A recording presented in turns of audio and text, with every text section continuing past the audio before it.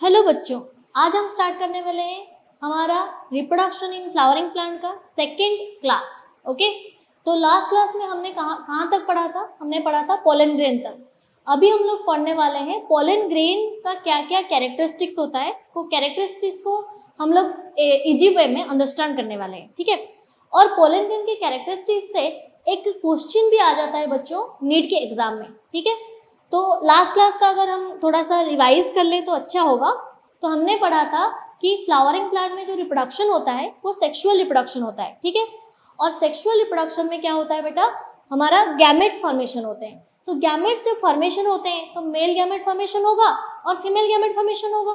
तो male gamete हमारा stamen में फॉर्मेशन होता है और एंथर में फॉर्मेशन होता है। स्टामेन का एंथर है जहाँ पे मेल गैमेट फॉर्मेशन होता है, और फीमेल गैमेट कहाँ पे फॉर्मेशन होता है? ओवरी के अंदर, ओव्यूल में फॉर्मेशन होता है। ठीक है, तो ये बेसिक आइडिया हमको पता था। हमको पता था कि androecium is the whole of stamens and gynoecium is the whole of pistils. समझ में आ रहा है बच्चों? तो अभी हम लोग पूरा फोकस करेंगे पोलन ग्रेन के ऊपर, देन विल मतलब पोलन ग्रेन पढ़ लेंगे तो हमारा कंप्लीट हो जाएगा। Microsporogenesis, microgametogenesis and male gamete formation complete हो गया। पोलन ग्रेन की कुछ बेसिस है, कुछ कॉन्सेप्ट्स है, वो कॉन्सेप्ट भी हम कवर करने वाले हैं इस क्लास में। और वो कॉन्सेप्ट से भी एक क्वेश्चन नीट में आता ही आता है। ठीक है, और उसके बाद हम स्टार्ट करेंगे मेगा स्पोरोजेनेसिस, मेगा गैमेटोजेनेसिस, जो कि हम will start from the pistil और carpel, then megasporangium, then the embryo sac. तो 7 सेल्ड और 8 न्यूक्लियट स्टेज तक आज हम क्लास में पूरा कवर करेंगे, up to 7 cell 8 nucleate stage of embryo sac. समझ में आ रहा है बच्चों? चलो स्टार्ट करते हैं क्लास। और बहुत ज़्यादा एनर्जेटिकली हम लोग एक क्लास करने वाले हैं और बहुत ज़्यादा शॉर्ट नोट पे उस क्लास को पूरा कंप्लीट करने वाले हैं। तो आप लोग पूरा क्लास को अच्छे से ध्यान से अटेंड करो और ट्राई करो कि क्लास करने के बाद कुछ क्वेश्चन सॉल्व करने के लिए। ठीक है, चलो स्टार्ट करते हैं from the pollen grain. So let's write pollen grain. Pollen grain. सबको दिखाई दे रहा है pollen grain? चलो, pollen grain is the male gametophyte. Yes or no? Pollen grain होता है मेल गैमेटोफाइट होता है। सो मेल गैमेटोफाइट हमारे पास होता है कौन? पोलन ग्रेन होता है। ठीक है, मेल गैमेटोफाइट। तो हम इसको क्या बोलते हैं? हम इसको बोलते हैं मेल गैमेटोफाइट। यस और नो? इसको बोलते हैं मेल गैमेटोफाइट। ओके, और पोलन ग्रेन बेटा एक स्ट्रक्चर है जिसमें आपको मेल गैमेट्स मिलेंगे, जिसको हम बोल रहे थे जेनेटिव सेल। लास्ट क्लास हमने यही पढ़ा था, है कि नहीं? तो हमने पढ़ा था कि 60% पोलन ग्रेन में कितने सेल्स होते हैं बच्चों? 2 सेल्स होते हैं। तो ये क्या होता है? 2 सेल्ड स्टेज होता है। क्या होता है? 2 सेल्ड स्टेज होता है। ठीक है, और 40% एंजियोस्पर्म में पोलन ग्रेन कितने सेल में होता है? 3 सेल्ड स्टेज में होता है। क्या होता है बेटा? 3 सेल्ड स्टेज। और हमें ये भी पता था कि कैसे हम याद करेंगे इसको। 6 × 2 = 12। यहाँ पे 6 को 2 से मल्टीप्लाई करना है और 4 को 3 से मल्टीप्लाई करना है। ठीक है बच्चों, अगर आपके पास 60% एंजियोस्पर्म में 2 सेल स्टेज है, मतलब एक जेनेटिव सेल है, एक वेजिटेटिव सेल है। समझ में आ रहा है? तो अगर आपके पास 2 सेल ही है, मतलब आपको और एक जेनेटिव सेल बनाना पड़ेगा। पोलन ग्रेन को और एक जेनेटिव सेल बनाना पड़ेगा। कैसे बनाएगा वो जेनेटिव सेल? कब बनाएगा जेनेटिव सेल? क्योंकि मेल गैमेट हमेशा मेल गैमेट 2 ही बनेंगे एंजियोस्पर्म में। तो कैसे बनाएगा वो जेनेटिव सेल? जब पोलन ट्यूब जर्मिनेट होगा, जब पोलन ट्यूब जर्मिनेट होगा उसी टाइम वो जेनेटिव सेल क्या होगा? 2 generative cell, 1 generative cell 2 generative cell में कन्वर्ट होगा माइटोसिस प्रोसेस से। माइटोसिस प्रोसेस से। ठीक है, और 40% एंजियोस्पर्म में तो during the shed of the pollen grain, जब एंथर से पोलन ग्रेन सेडिंग होता है, रिलीज होता है, उसी टाइम ही 3 सेल स्टेज बन जाता है बेटा। पहला जो पोलन ग्रेन का सेल था, एक वेजिटेटिव सेल और एक जनरेटिव सेल था। ठीक है, ये जनरेटिव सेल क्या होता है? जेनेटिव सेल में क्या होता है बेटा? एक माइटोसिस होता है। ठीक है, और इस माइटोसिस से 2 जेनेटिव सेल बन जाते हैं। क्या बन जाते हैं? 2 जेनेटिव सेल। ये क्या होता है 40% एंजियोस्पर्म में when the pollen grain said, जब पोलन ग्रेन रिलीज होता है, कहाँ से रिलीज होता है, एंथर से रिलीज होता है। समझ में आ रहा है? तो ये हो गया आपका पोलन ग्रेन के बारे में। हमने लास्ट क्लास भी यही सब कुछ पढ़ा था और हमने ये भी पढ़ा था कि जो दो सेल है, एक वेजिटेटिव सेल है, वेजिटेटिव सेल का कोई भी हाथ नहीं है फर्टिलाइजेशन में, ये कोई गैमेट नहीं है, इसमें जो न्यूक्लियस है वो न्यूक्लियस इरेगुलर शेप में है और लार्ज न्यूक्लियस है, ठीक है, इसमें वैक्यूल है और बहुत ज़्यादा न्यूट्रिशियस है। मतलब जेनेटिव सेल जब जर्मिनेट करेगा, है कि नहीं, जेनेटिव सेल जब मूव करेगा पोलन ट्यूब के through to the micropylar end, ये वेजिटेटिव सेल उसको क्या करेगा, न्यूट्रिशन प्रोवाइड करेगा। समझ में आ रहा है? और जेनेटिव सेल वो सेल होते हैं जो स्पिंडल सेट होते हैं, जिसमें न्यूक्लियस होता है और साइटोप्लाज्म डेंस होता है, वैक्यूल होता है। समझ में आ रहा है? और दो जेनेटिव सेल हमेशा बनते हैं, दो जेनेटिव सेल। फ्यूचर क्लासेस में कंफ्यूजन ना हो, इसीलिए आप लोगों को अच्छे से ध्यान से याद रखना है, हमेशा जेनेटिव सेल दो ही बनेंगे, जेनेटिव सेल दो ही बनेंगे और इसी को हम बोलेंगे मेल गैमेट। क्या बोलेंगे? मेल गैमेट, ठीक है, इसी को हम बोलेंगे male gamete, whether it is 60% angiosperm or it is in 40% angiospermic pollen grain, ठीक है। अब पोलन ग्रेन के बारे में और कुछ डाटा और कुछ इंपॉर्टेंट इंटरेस्टिंग फैक्ट्स हम समझते हैं, ठीक है।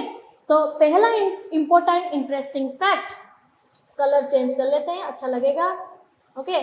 सो पहला interesting fact about pollen grain is that कि पोलन ग्रेन एलर्जी कॉज कर सकता है। क्या कर सकता है? It can cause allergy, severe bronchial afflictions, okay. So it can cause allergy, allergy, इसको क्या बोलेंगे बेटा? Pollen allergy. क्या बोलेंगे? Pollen allergy. So pollen grains can cause severe allergy, उसको हम बोल रहे हैं पोलन एलर्जी। और दिखाई दे रहा है सबको? और पोलन एलर्जी कैसे कॉज होता है बेटा? ये ब्रोंकियल एफ्लिक्शन करते हैं। एफ्लिक्शन मतलब ब्रोंक्यूल्स जो हमारे लंग्स में है वहाँ पे इन्फ्लामेशन कर देते हैं, वहाँ पे एलर्जिक रिएक्शन कर देते हैं। समझ में आ रहा है बेटा? और ये सब क्या किसके लिए रेस्पॉन्सिबल होते हैं pollen grains? They are responsible for asthma and bronchitis. Bronchitis जिस पेशेंट को ब्रोंकाइटिस और आस्थमा है उनके लिए बहुत एलर्जिक होते हैं। और सबसे इम्पोर्टेंट जहाँ से नीट में क्वेश्चन बनता है बेटा, जहाँ से नीट में क्वेश्चन बनता है, सबसे इम्पोर्टेंट, ठीक है, जहाँ से नीट में क्वेश्चन बनता है वो कौन सा वाला टॉपिक है यहाँ पे? पार्थेनियम, यहाँ से क्वेश्चन बनता है। क्या है पार्थेनियम? ये एक प्लांट है और उसका पोलन ग्रेन है, ठीक है। तो पार्थेनियम को क्या बोलते हैं? इस प्लांट को कैरोट ग्रास। क्या बोलते हैं बेटा? कैरोट ग्रास, क्योंकि ये कैरोट जैसा, कैरोट में जैसे ग्रासेस होते हैं ना, मतलब ग्रास फैमिली का होता है, तो उसमें उसका स्ट्रक्चर जैसा है, इसका भी स्ट्रक्चर वैसा है। इसका एक स्टोरी है बेटा। पता है इंडिया में पार्थेनियम कहाँ से आया? यूएस से आया, ठीक है। उस टाइम में अराउंड 1970 था। उस टाइम में एज यू नो इंडिया में, भारतवर्ष में पूरा खाने का चीज़ नहीं मिल रहा था और पूरा कंडीशन खराब था, ठीक है, ड्रॉट की वजह से और डिफरेंट कंडीशन की वजह से। उसी टाइम इंडिया में मतलब कौन सा पॉलिटिशियंस थे उस टाइम? कांग्रेस का शासन चल रहा था। तो उस टाइम क्या हुआ, यूएस ने बोला कि हम लोग व्हीट देते हैं, किसको? इंडिया को व्हीट देते हैं, ताकि लोग जो खाने के लिए तरस रहे हैं वो लोग खाना खा सकते हैं, ठीक है। तो उस व्हीट के साथ उन्होंने चालाकी से क्या किया, कैरोट ग्रास या पार्थेनियम को डाल दिया, जिसकी वजह से क्या हुआ, अभी इंडिया में आज यूबिक्विटस है, ये बहुत ज़्यादा यूबिक्विटस नेचर है इसका, ठीक है। यूबिक्विटस मतलब हर जगह ये होता है और पूरा फसल को खराब कर देता है। इसका जो पोलन ग्रेन है वो बहुत एलर्जिक है for asthma and bronchitis patients के लिए, ठीक है। सो पार्थेनियम और कैरोट ग्रास ये कहाँ से आया आपके पास? ये आया इंडिया के पास। कहाँ से आया? इंडिया के पास आया है, इंडिया के पास आया है इंपोर्ट होके बाहर से। किसके साथ आया बेटा? व्हीट के साथ आया। ओके। और ये इसका नेचर क्या है, यूबिक्विटस है नेचर, यूबिक्विटस है नेचर, ठीक है, हर जगह मिलता है और इट इज वेरी डेंजरस। इसका जो पोलन ग्रेन है, the pollen grain of parthenium cause allergy, क्या कॉज करता है, एलर्जी कॉज करता है। समझ में आ रहा है, यहाँ तक ये याद रखना कि पोलन ग्रेन्स एलर्जी कॉज कर सकते हैं, इसमें ब्रोंकियल एफ्लिक्शंस होते हैं, अस्थमा ब्रोंकाइटिस हो सकता है।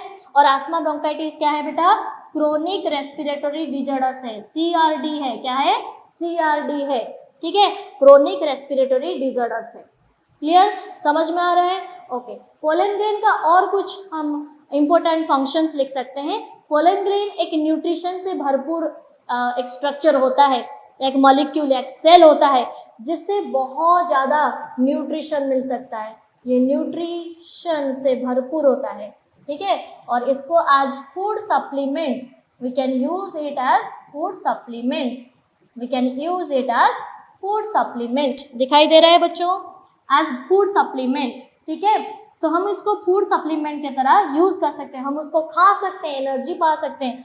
Most of the western country में इसको यूज करते हैं एज सिरप और टैबलेट्स। अभी एनसीईआरटी में आप देखोगे तो एक सिरप का भी डायग्राम है और एक डायग्राम है टैबलेट का। कौन सा टैबलेट का, बी पोलन टैबलेट का, ठीक है। इंग्लैंड से वो, इंग्लैंड और जैसा जो नॉर्दर्न कंट्रीज है वो लोग यूज करते हैं इसको सिरप और टैबलेट फॉर्म में। किसके लिए यूज करते हैं, to increase the performance of race horse and athletes.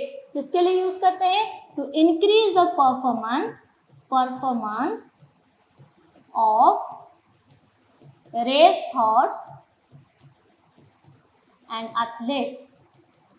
Athletes, okay. इस परफॉर्मेंस को इंक्रीज करने के लिए हम पोलन ग्रेन में बहुत सारे कार्बोहाइड्रेट्स, प्रोटीन्स, लिपिड्स होते हैं। कार्बोहाइड्रेट का परसेंटेज 10 to 15% होता है और इसमें लिपिड भी होता है, स्टीरॉयडल लिपिड्स, जिसके वजह से आपका परफॉर्मेंस अच्छा हो सकता है, ठीक है। So that is another use of pollen grain as a nutrition supplement. और पोलन ग्रेन के बारे में क्या है, देखो बेटा, बहुत सारी चीजें हम लिख रहे हैं अभी पोलन ग्रेन के बारे में, पूरा फोकस पोलन ग्रेन पे है। क्यों पोलन ग्रेन पे है, हो सकता है कि इसी साल भी ये क्वेश्चन आ जाए पोलन ग्रेन से और इसी पेज से क्वेश्चन आ जाए पोलन ग्रेन से, समझ में आ रहा है बेटा। तो पोलन ग्रेन का तीसरा वाला मैं कंडीशन लिखती हूँ, इसका वायबिलिटी होता है, वायबिलिटी। पोलन ग्रेन का क्या होता है बेटा, वायबिलिटी होता है, वायबिलिटी। अब तुम पूछोगे कि वायबिलिटी क्या है, ma'am what is meaning of viability, NCERT में तो डेफिनेशन नहीं दिया है व्हाट इज वायबिलिटी। वायबिलिटी क्या है, एक कंडीशन है। फॉर एग्जाम्पल मेरे पास एक फूड है, मैं कोई फूड मैं ला रही हूँ, बिस्किट ला रही हूँ, ठीक है, पैकेट के ऊपर एक्सपायरी डेट लिखा है।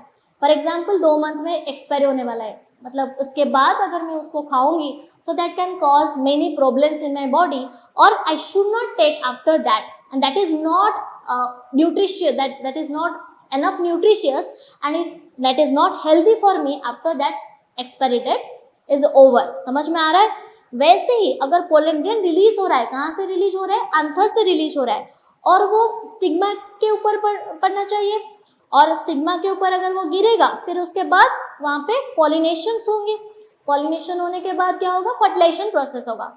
लेकिन अगर पोलन ग्रेन ऐसे अंथर से निकल रहा है और बहुत टाइम तक वो स्टिग्मा के कांटेक्ट में नहीं आया और उसका क्या खत्म हो गया, पोटेंशियलिटी खत्म हो गया। कौन सा potentiality, to germinate in the stigma, उसका एक पोटेंशियलिटी है, उसका एक एक्सपायरी डेट है, जिस एक्सपायरी डेट के अंदर ही उसको क्या करना है, स्टिग्मा के ऊपर जर्मिनेट होना है। अगर वो खत्म हो गया तो क्या होगा, वो जर्मिनेट नहीं करेगा। तो पोलन ग्रेन का क्या एक्सपायरी डेट, सारे पोलन ग्रेन का सेम होता है एक्सपायरी डेट, नो, सारे पोलन ग्रेन का एक्सपायरी डेट सेम नहीं होता है। मतलब वायबिलिटी का मतलब क्या होता है, the pollen grain whether it is able to germinate in the stigma or not, that is viability, okay। so viability of pollen grain is the germinating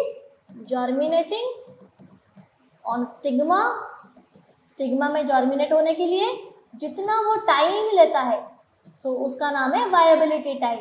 तो कितना टाइम हो सकता है भाई, 30 मिनट हो सकता है एक पोलन ग्रेन में, सिर्फ वायबिलिटी सिर्फ और सिर्फ 30 मिनट हो सकता है और एक पोलन ग्रेन में वायबिलिटी 30 डेज भी हो सकता है। कितना हो सकता है, 30 डेज भी हो सकता है। अगर पोलन ग्रेन में वायबिलिटी 30 मिनट है, मतलब उसका एक्सपायरी डेट 30 मिनट है, 30 मिनट में अगर वो नहीं गिरता है स्टिग्मा में, then that will lose its viability, its potentiality to germinate on the stigma. समझ में आ रहा है? तो 30 मिनट वायबिलिटी वाला एग्जाम्पल एनसीईआरटी में क्या दिया है बेटा? राइस, व्हीट, मिर्च, ये सब होते हैं 30 मिनट वायबिलिटी वाले पोलन ग्रेन्स, ठीक है। लेकिन कुछ ऐसे पोलन ग्रेन्स भी हैं जिनका वायबिलिटी क्या होता है बेटा? मोर देन 30 डेज होता है, या 1 मंथ का होता है, 30 डेज का होता है। वो वाले पोलन ग्रेन्स का एग्जाम्पल कैसे याद रखेंगे और क्या क्या एग्जाम्पल एनसीईआरटी में दिया है, बहुत इंपॉर्टेंट है, नीट में आने का चांस बहुत ज्यादा है कि नहीं? आपको भी पता है कि नीट में आने का चांस ज्यादा है। क्या है? सोलानासी फैमिली, सोलानासी फैमिली, सोलानासी, समझ में आ रहा है? और क्या है? मतलब सोलानासी पता है ना, आलू की फैमिली है, ठीक है। लेगुमिनासी है, लेगुमिनासी है, और क्या है? रोजासी है, रोजासी फैमिली है, ठीक है। सोलानासी, लेगुमिनासी और रोजासी फैमिली, ये 3 फैमिली के जो पोलन ग्रेन्स रिलीज होते हैं उनका वायबिलिटी होता है 30 डेज। कितना होता है? 30 डेज वायबिलिटी हो सकता है, ठीक है। कैसे याद रखोगे तीनों को, ठीक है।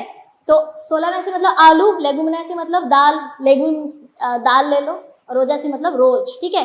तो तुमने क्या किया, एक किसी को रोज देने के लिए क्या कर रहे हो, उस घर पे बना रहे हो अपने हाथ का खाना, आलू का जो चटनी बना रहे हो और दाल बना रहे हो, राइस तो साइड में, राइस तो पहले ऊपर हो गया, तो तुम क्या बना रहे हो? राइस बना रहे हो, व्हीट को यूज करके बना रहे हो रोटी, राइस, रोटी और आलू और दाल बना रहे हो, क्या देने के लिए? रोज देने के लिए। तो एक प्रिपरेशन है, ठीक है। तो एक प्रिपरेशन है जिसमें हम राइस, दाल और रोटी बना रहे हैं, उसके साथ आलू की चटनी बना रहे हैं, और हम क्या कर रहे हैं? हम रोज दे रहे हैं, मतलब हम फ्लावर दे रहे हैं। या ऐसे भी कर सकते हो, वी आर ईटिंग रोज, एवरी डे, रोज, every day we are eating, solanaceae मतलब आलू और दाल, every day we are eating aloo और dal and roti and rice. समझ में आ रहा है? ऐसे करके आप ट्रिक करके याद रख सकते हो इस चीज को, कोई स्टोरी बना के याद रख सकते हो। Clear? So that is about the viability. तो अभी तक हमने कंप्लीट किया कि पोलन ग्रेन में मतलब कितने % पोलन ग्रेन कौन से स्टेज में होते हैं, फिर एलर्जी कैसे कॉज होता है, इंपॉर्टेंट पार्थेनियम है, फिर हमने कंप्लीट किया है कि न्यूट्रिशन के थ्रू हम इसको कैसे यूज कर रहे हैं, रेस हॉर्स और एथलीट्स याद रखना, किनका परफॉर्मेंस इंक्रीज होता है, इसमें बी पोलन आता है, एनसीईआरटी में आप डायग्राम देख सकते हो, और वायबिलिटी 30 मिनट किस में होता है, 30 डेज किस में होता है। यहाँ तक कंप्लीट हो गया। लास्ट पार्ट में आ जाते हैं पोलन ग्रेन का। क्या पार्ट है वो? पोलन ग्रेन में आपको एक चीज याद करवा दूं मैं, आपको पता है कि सीड बैंक एक होता है, हमने पढ़ा था, ठीक है, लोअर क्लासेस में, कि सीड बैंक होता है जिसमें डिफरेंट टाइप ऑफ सीड, ऐसे घर पे भी हम लोग डिफरेंट सीड को रखते हैं, सीजनल सीड को, उसी सीजन आने के पहले हम उसको फिर जर्मिनेट करने के लिए यूज करते हैं। तो वैसे ही हम पोलन ग्रेन का बैंक बना सकते हैं। अगर कोई पोलन ग्रेन का वायबिलिटी बहुत कम है, मतलब एक्सपायरी डेट बहुत कम है, अगर हम उसको रेफ्रिजरेट, इतना ज़्यादा टेम्परेचर कम में उसको रेफ्रिजरेट करेंगे कि उसका मेटाबॉलिक प्रोसेस बहुत स्लो हो जाएगा और वो वायबिलिटी उसका लूज ही नहीं होगा, ठीक है। वो वाला प्रोसेस को बोलते हैं क्रायो प्रिजर्वेशन। क्या बोलते हैं उसको? Cryo preservation. क्या है cryo preservation? at minus 96 degree Celsius liquid nitrogen, क्या है? Liquid nitrogen. इसमें हम क्या करेंगे? स्टोर करेंगे। किसको स्टोर करेंगे? पोलन ग्रेन को स्टोर करेंगे, ठीक है। जैसे हम सीड बैंक बनाते हैं वैसे हम पोलन बैंक बना सकते हैं। इससे हमने क्या बनाया? Pollen bank. हमने बनाया पोलन बैंक। समझ में आ रहा है? और इसको हम कैसे यूज कर सकते हैं? If you are doing your crop breeding program, आप अगर क्रॉप को ब्रीडिंग प्रोग्राम कर रहे हो, ठीक है, तो इस प्रोग्राम में आप यूज कर सकते हो पोलन ग्रेन को, ठीक है। अगर कोई प्लांट एक्सटिंक्ट हो रहा है तो उसको हाइब्रिडाइज करके उसका न्यू वेराइटी और न्यू ऑफस्प्रिंग जनरेट कर सकते हो। So there are many options if you are storing the pollen grain in form of cryopreservation, that is minus 196 degree Celsius liquid nitrogen. So that is all about the pollen grain. आपको समझ में आ गया है? आपको याद रह गया है? जितना भी एनसीईआरटी का वर्ड है जितना भी एनसीईआरटी का कंसेप्ट है सब कुछ यहाँ पे एक पेज में कंप्लीट हुआ है पोलैंड ग्रेन के बारे में, और यहाँ से एक क्वेश्चन आने का चांस बहुत ज़्यादा होता है, 60-40% का आ सकता है। Parthenium is a very common question in net, okay. Chronic respiratory disorders का नाम आ सकता है, रेस हॉर्स और एथलेट्स के बारे में नाम आ सकता है, न्यूट्रिशन सप्लीमेंट आ सकता है, एग्जाम्पल्स आ सकते हैं, और कहाँ पे यूज हो रहा है, क्यों रिप्रिजर्व कर रहे हैं, कौन से टेम्परेचर में प्रिजर्व कर रहे हैं, लिक्विड नाइट्रोजन कितने टेम्परेचर में क्रायो प्रिजर्वेशन में यूज होता है, -196 डिग्री सेल्सियस में। समझ में आ गया? ये पूरा क्लियर हो गया पोलैंड ग्रेन का। अब अगर चाहो तो इसको स्क्रीनशॉट भी ले सकते हो, ठीक है।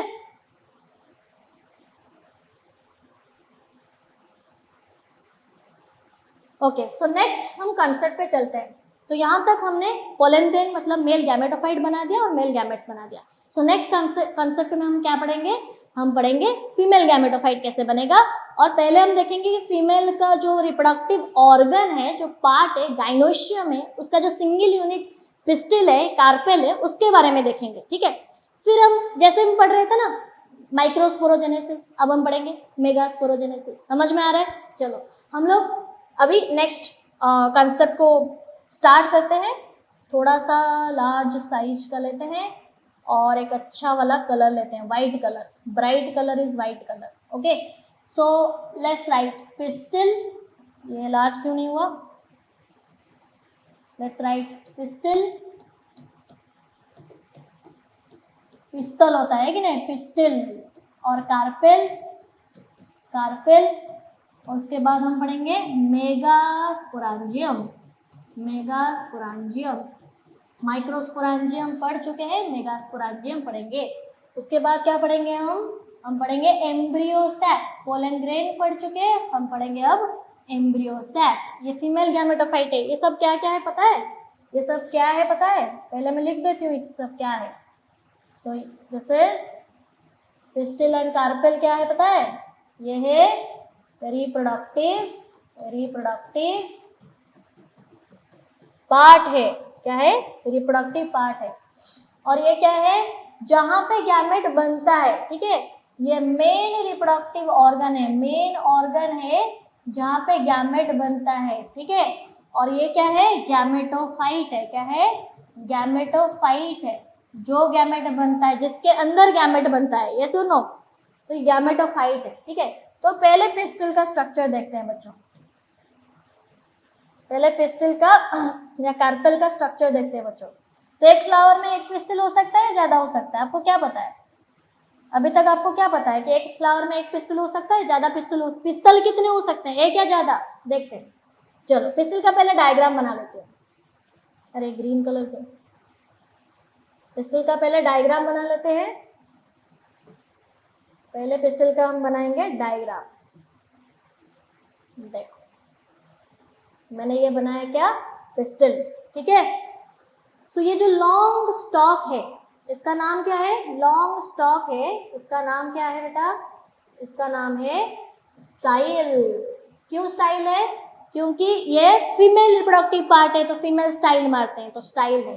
ये जो फ्लैट स्ट्रक्चर है, लैंडिंग प्लेटफॉर्म है, क्या है, लैंडिंग प्लेटफॉर्म, लैंडिंग प्लेटफॉर्म, किसका लैंडिंग प्लेटफॉर्म है, अरे भाई पोलन ग्रेन का लैंडिंग प्लेटफॉर्म है। इसका नाम क्या है, ये है बेटा स्टिग्मा, ये है स्टिग्मा, ये स्टॉक, लॉन्ग स्टॉक है, ये छोटा भी हो सकता है, ठीक है, इसको बोलेंगे स्टाइल। ये जो लैंडिंग प्लेटफॉर्म है इसको बोलेंगे स्टिग्मा, और ये जो बल्ज्ड बासल पार्ट है इसको बोलेंगे ओवरी, क्या बोलेंगे, ओवरी। इसके अंदर क्या होता है, एक स्पेस होता है, खाली सा स्पेस होता है, उसको बोलेंगे लोक्यूल, क्या बोलेंगे, लोक्यूल। इसमें अगर मतलब फ्लेसी जूस भर गया या स्टार्च भर गया, ठीक है, तो फ्रूट बनेगा ना, ovary develop into fruit, ovule develop into seed, पढ़ेंगे, ठीक है। और फिर इसके अंदर क्या होता है पता है, प्लासेंटा होता है, और उसमें होता है, क्या होता है, उसमें होता है ओव्यूल, इसके अंदर होता है ओव्यूल, और यह है placenta, placenta, ovule is attached to the ovary by the help of placenta। Different type of placentation होते हैं, हम उसको पढ़ेंगे डिटेल में, लेकिन एनसीईआरटी में तो अनाट्रोफस ओव्यूल ही दिया है 180 डिग्री वाला, तो हमने उसी को ही पढ़ना है, ठीक है। ज़्यादा बहुत ज़्यादा एक्सेसिव हम अगर ऊपर जाके पढ़ेंगे फिर नीट में अच्छा मार्क लाने का चांस कम हो जाएगा। क्यों? क्योंकि वे बहुत सारे चैप्टर्स हैं, हमको वो कंप्लीट करना है, मगअप करना है, उसको अंडरस्टैंड करना है, क्वेश्चन करना है। 32 चैप्टर्स है, इतना इजी भी नहीं है, ठीक है, लेकिन इजी हो जाता है जब आप अंडरस्टैंड कर लेते हो एक चीज़ को। तो आपके पास क्या होगा, ये पूरा स्ट्रक्चर क्या है, पिस्टल है, ये पूरा स्ट्रक्चर पिस्टल है और इसको हम कार्पेल भी बोलते हैं। इसमें 3 पार्ट है, एक है stigma, landing platform of the pollen grain, और एक है style, stalk, long stalk, okay, और एक है ओवरी, ठीक है, जो बासल पार्ट है, बल्ज्ड पार्ट है। और ये कहाँ पे बैठा है ओवरी, थैलामस में बैठा है, थैलामस, थैलामस और रिसेप्टाकिल, रिसेप्टाकिल। समझ में आ रहा है? तो ये मैंने पिस्टल का स्ट्रक्चर बनाया। क्या एक फ्लावर में एक ही पिस्टल होता है या मोर देन वन पिस्टल होता है? ठीक है, ये थोड़ा सा क्लियर हो जाते हैं हम लोग, है कि नहीं, ये इंपॉर्टेंट है कि नहीं। So one flower can have one pistol, can have one pistol. अगर एक फ्लावर में एक पिस्टल होगा तो क्या बोलेंगे? अगर वन फ्लावर में मेनी पिस्टल होंगे, मेनी पिस्टल होंगे, ये भी हो सकता है कि नहीं, तो उसको क्या बोलेंगे? समझ में आ रहा है? अगर वन फ्लावर है वन पिस्टल, पिस्टल को कार्पेल भी बोलते हैं और उसी के कार्पेल नाम पे उसको नामकरण किया गया है, ठीक है, हम पिस्टल लिख रहे हैं लेकिन कार्पेल पे नामकरण किया है। क्या है? एक पिस्टल और एक कार्पेल है, कार्पेल है तो उसको बोलेंगे मोनो, मोनो का मतलब वन होता है, सिंगल होता है, क्या बोलेंगे? कार्पेलरी, मोनो कार्पेलरी, ठीक है। अगर मोर देन वन पिस्टल होंगे, मेनी पिस्टल होंगे तो उसको बोलेंगे क्या? मल्टी कार्पेलरी, क्या बोलेंगे? Multi carpellary. तो ओव्यूल जो होते हैं बेटा, ठीक है, और सॉरी हमारे पास जो पिस्टल होते हैं या कार्पेल होते हैं वो एक फ्लावर में एक हो सकते हैं, बहुत सारे मेनी हो सकते हैं। अगर एक होगा तो उसको बोलेंगे मोनोकार्पेलरी, बहुत सारे होंगे तो उसको बोलेंगे मल्टी कार्पेलरी। क्या बोलेंगे? मल्टी कार्पेलरी बोलेंगे, ठीक है। समझ में आ रहा है बच्चों? इजी हो रहा है या नहीं हो रहा है? मोनोकार्पेलरी याद रह रहा है, वन, और मल्टीकार्पेलरी मेनी, ठीक है। फिर अब हम क्या करने वाले हैं, मल्टीकार्पेलरी 2 टाइप के हो सकते हैं। कितने टाइप के हो सकते हैं? 2 टाइप के हो सकते हैं मल्टीकार्पेलरी। तो आपका मल्टीकार्पेलरी हो सकता है 2 टाइप का हो सकता है, ठीक है। क्या क्या हो सकता है मल्टीकार्पेलरी? हमारे पास 2 टाइप के मल्टीकार्पेलरी हो सकते हैं। एक होता है बेटा, एक होता है, एक को हम क्या बोलते हैं? एक को हम बोलते हैं सिनकार्पस। क्या बोलते हैं? सिनकार्पस। इसको मैं क्या कर रही हूँ ना, थोड़ा डार्क करके लिख रही हूँ, क्यों? बहुत इंपॉर्टेंट है, बहुत ज़्यादा इंपॉर्टेंट है। और एक होता है अपोकार्पस। क्या होता है? अपोकार्पस, ये भी बहुत इंपॉर्टेंट है। So what is the meaning of syncarpous, apocarpous? देखो सिनकार्पस क्या है, सीन मतलब क्या होता है? फ्यूज होता है। सीन का मतलब क्या होता है? फ्यूज होता है। अगर मैंने क्या किया, कार्पेल को फ्यूज कर लिया, ठीक है, तो उसको बोलेंगे सिनकार्पस, मतलब यहाँ पे कार्पेल्स होते हैं फ्यूज्ड। अगर कार्पेल्स फ्री होंगे तो उसको बोलेंगे अपोकार्पस। सिनकार्पस मतलब फ्यूज, सिंक्रोनस, सिन मतलब फ्यूज होता है, ठीक है। अपोकार्पस मतलब सेपरेट और फ्री, और separate you can use the word separate और फ्री होता है, ठीक है। एग्जाम्पल याद करें क्या? ऑफ कोर्स एग्जाम्पल याद करना पड़ेगा, एनसीईआरटी में 3 एग्जाम्पल दिया है, ठीक है। सिनकार्पस मतलब फ्यूज्ड वाला में उसने शायद लिखा नहीं है, लेकिन हमको पता है कि हिबिस्कस जो फ्लावर दिया है चाइना रोज वाला, वो वाला फ्लावर में क्या है? फ्यूज्ड वाला आपको क्या मिलेगा? कार्पेल्स मिलेंगे। तो इसमें एग्जाम्पल कौन आ जाते हैं? हिबिस्कस आ जाता है, हिबिस्कस आ जाता है, मल्टीकार्पेलरी सिनकार्पस। और दूसरा एग्जाम्पल जो एनसीईआरटी में मेंशन किया है दैट इज पापावर। क्या मेंशन किया है? Papaver, that is Poppy plant जो होता है उसमें है, ठीक है। डायग्रामेटिकली रिप्रेजेंट कर सकते हो, एनसीईआरटी में डायग्राम है, ऐसा डायग्राम है, आप देख सकते हो एनसीईआरटी में, ठीक है, ऐसा डायग्राम है, और ऐसे बल्ज्ड पार्ट है, यहाँ पे बहुत सारे आंथर्स है। आपको हिबिस्कस तो आपने देखा होगा, ये थैलामस है, ओवरी, स्टाइल, ये सब क्या है? एंथर्स है, और ये है स्टिग्मा, ये है स्टिग्मा। यहाँ पे आंथर ना पूरा फ्यूज होता है, आंथर का जो फिलामेंट है वो पूरा फ्यूज्ड है, ठीक है। तो ये पूरा फ्यूज्ड है, इसको डिफरेंट नाम दिया जाता है, ठीक है, और मोनोट्रोफस नाम दिया जाता है इसको, मतलब जितने भी आपके पास आई थिंक एंजियोस्पर्मिक प्लांट है सब मैक्सिमम केस में मोनोट्रोफस होते हैं। उसके बारे में डिटेल में पढ़ेंगे, अभी नहीं। लेकिन ये मल्टी कार्पेलरी है। पापावर भी वैसा ही डायग्राम एनसीईआरटी में दिया होगा, ऐसा वाला डायग्राम पापावर का ऐसा वाला डायग्राम दिया होगा, ठीक है। ये स्टिग्मा है बेटा, ये पूरा फ्यूज्ड है देखो, और ये इसके अंदर पूरा ओवरीज है, ठीक है। सो ये हो गया आपका बहुत सारे ओवरी वाले सिनकार्पस फ्यूज्ड वाले क्या हो गए हमारे पास कार्पेल्स हो गए। अपोकार्पस का एग्जाम्पल क्या दिया है, एग्जाम्पल एनसीईआरटी में है माइचेलिया। माइचेलिया इसको ओडिया में तो चंपा बोलते हैं, आई डोंट नो इसको हिंदी में क्या बोलते हैं, लेकिन ये कुछ फ्लावर होता है, बड़ा सा प्लांट होता है, मैंगो प्लांट जैसा होता है, और गोल्डन येलो कलर का फ्लावर होता है, बहुत अच्छा वाला अच्छा खासा स्मेल होता है इसमें। तो माइचेलिया अगर तुम डायग्राम देखो, यहाँ पे बनाती हूँ डायग्राम देखो, इसका डायग्राम कुछ ऐसा बनेगा, बहुत सारे ये सब एक एक क्या है कार्पेल्स है, बहुत सारे कार्पेल्स ऐसे अलग अलग है, सेपरेटली है, पूरा फ्लावर में बहुत सारे कार्पेल्स है और सेपरेटली, ठीक है। तो इसीलिए सेपरेट कार्पेल्स को बोलते हैं अपोकार्पस। तो यहाँ तक हमने क्या देखा, हमने पिस्टिल को अच्छे से देखा, ठीक है। पिस्टिल एक सिंगल स्ट्रक्चर 3 पार्ट है सिंगल स्ट्रक्चर में।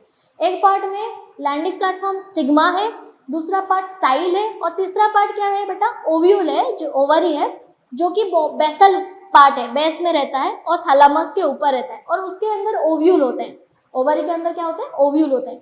अब पूरा अगर सिनेरियो हम देखेंगे तो फ्लावर में एक पिस्टिल हो सकता है, कार्पेल हो सकता है, मेनी हो सकते हैं, एक होगा तो मोनोकार्पेलरी, मेनी होगा तो मल्टीकार्पेलरी, सिनकार्पस अपोकार्पस, फ्यूज्ड वाला हिबिस्कस पापावर और फ्री वाला माइचेलिया। समझ में आ गया यहाँ तक क्लियर, इसका स्क्रीनशॉट ले सकते हो। इसके बाद हम स्टार्ट करेंगे कुछ अलग से चीज, क्या ओव्यूल क्या है बेटा, ओव्यूल यहाँ पे मैंने तो एक ही दिखाया है, ठीक है ओव्यूल, लेकिन ओव्यूल मोर देन वन हो सकते हैं, ठीक है। सो मोनोओव्यूलरी मल्टी ओव्यूलरी कंडीशन हो सकता है, लेकिन उसके लिए एनसीईआरटी में सिर्फ और सिर्फ एग्जाम्पल दिया है, एग्जाम्पल को याद कर सकते हैं, बहुत सारे एग्जाम्पल है बेटा, लेकिन एनसीईआरटी में जो एग्जाम्पल दिया है उसको ही याद रखना है हमको, ठीक है। समझ में आ रहा है, चलो ये वाले आप स्क्रीनशॉट ले सकते हो और फिर हम ओव्यूल के बारे में स्टार्ट करेंगे।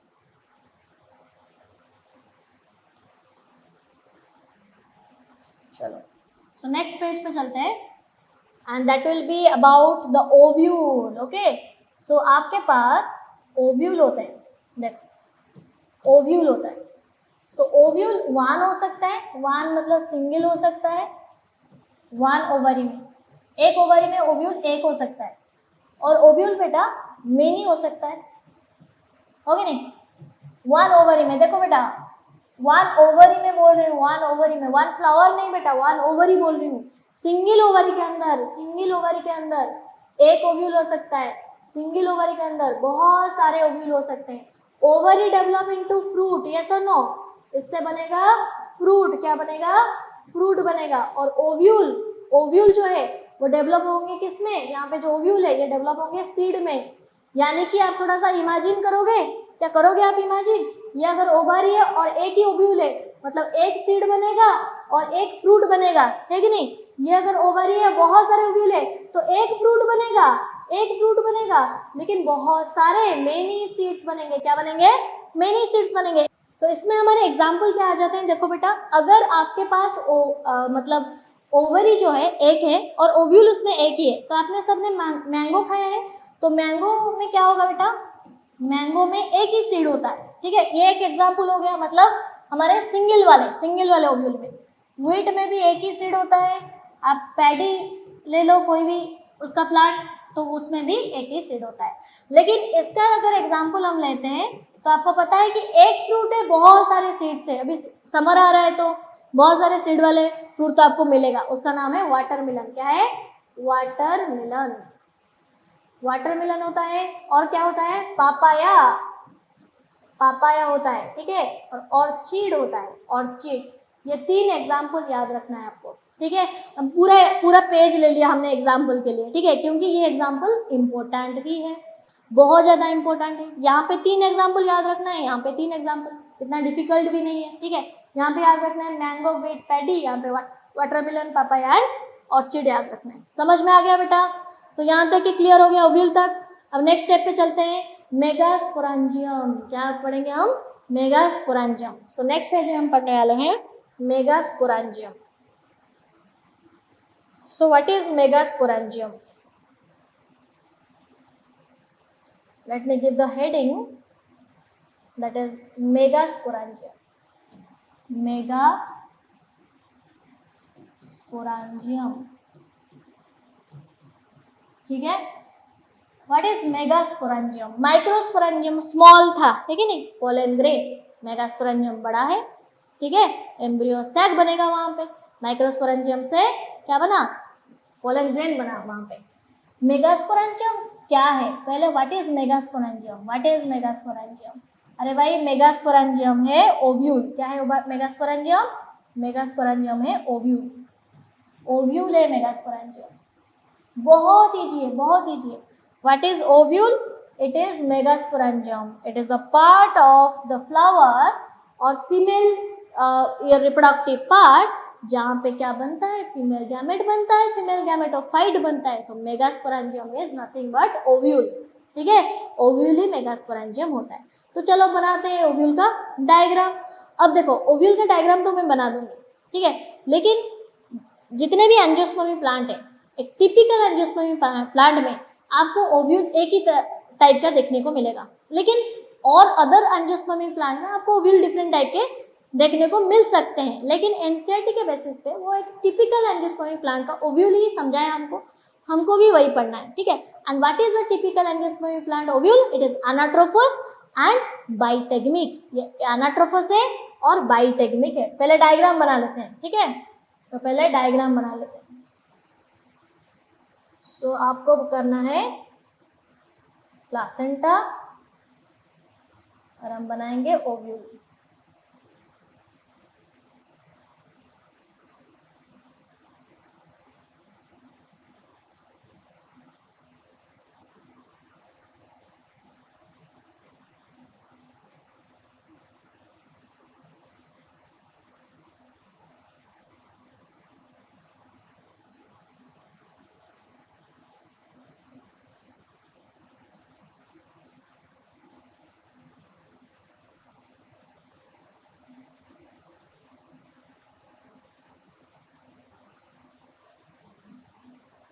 चलो, so what is the structure? So this is the wall of the ovary. ये ओवरी का वॉल है और this is placenta. This is called placenta. इसको क्या बोलेंगे? प्लासेंटा, ठीक है, इसको बोलेंगे placenta. Okay, this is placenta. ये ओवरी के वॉल में है, वॉल में क्या है? प्लासेंटा है, तो बल्ज्ड पार्ट है। ये क्या है? ये अटैच करता है किसको? पूरा ओव्यूल को। किसके साथ? ओवरी के साथ।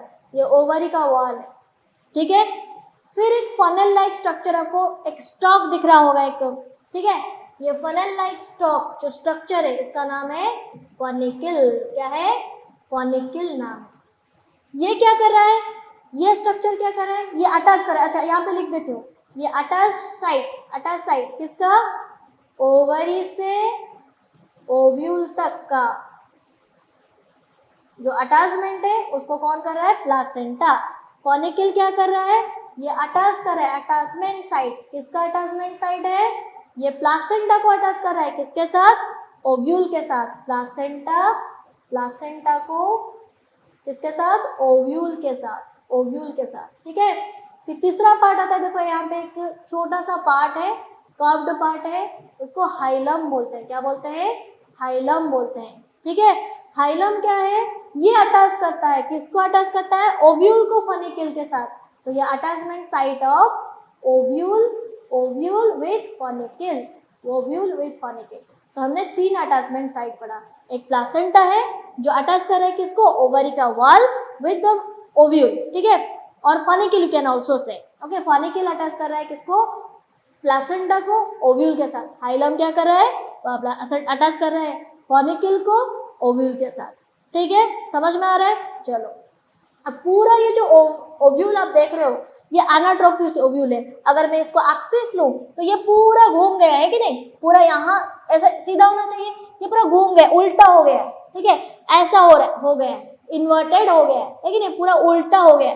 तो इस टाइप ऑफ ओव्यूल ये कितना डिग्री इन्वर्टेड हो गया है, 180 डिग्री इन्वर्टेड हो गया है, ठीक है। तो इस टाइप ऑफ ओव्यूल को हम बोलते हैं एनाट्रोफस ओव्यूल। क्या बोलते हैं? एनाट्रोफस ओव्यूल। इस टाइप ऑफ ओव्यूल के हम बोलते हैं एनाट्रोफस, ठीक है। और क्या बोलते हैं इसको? बोलते हैं बाइटेगमिक। टेगमिक क्या है? टेगमा क्या है? आउटर लेयर है, कवरिंग, प्रोटेक्टिव लेयर है, ठीक है।